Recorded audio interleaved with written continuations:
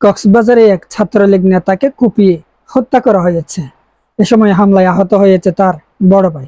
সোমবার 6 মে সন্ধ্যা 6টার দিকে বাহারচড়ার শাবলাপুর বাজারে হাজী নূর আহমদ মার্কেটের পেছনে এ হামলা হয়েছে।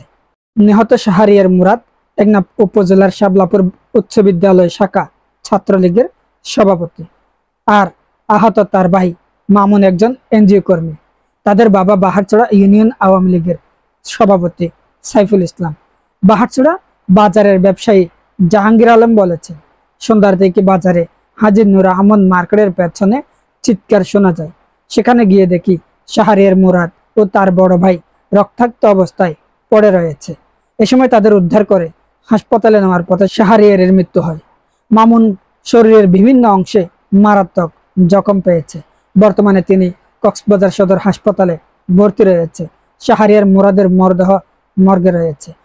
তিনি আরো বলেছেন, উখিয়ার জালিয়া পালং 9 নম্বর ওয়ার্ড মনখালির বাসিন্দা অলিউল্লাহর ছেলে রফিকুল্লাহ ও একই গ্রামের জাকির আহমদের ছেলে মোহাম্মদ আদিল এবং রাকিবদের নেতৃত্বে পরিকল্পিতভাবে এই হত্যাকাণ্ড ঘটেছে।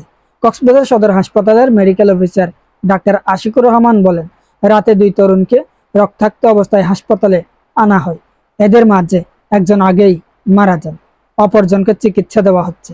টেকনাফ মডেল থানার ভারপ্রাপ্ত কর্মকর্তা ওসি মোহাম্মদ ওসমান গনি বলেছেন, প্রাথমিকভাবে জানা গেছে নিহত শাহরিয়ার সঙ্গে অভিযুক্তদের সঙ্গে মোবাইলে ছবি আদান প্রদানকে কেন্দ্র করে পূর্ব শত্রুতা ছিল। উক্ত শত্রুতার জেরে তাদের মধ্যে এর আগে মারামারিও হয়েছে। সোমবার বিকেলে শাবলাপুর বাজারে তাদের মধ্যে পুনরায় মারামারি হয়।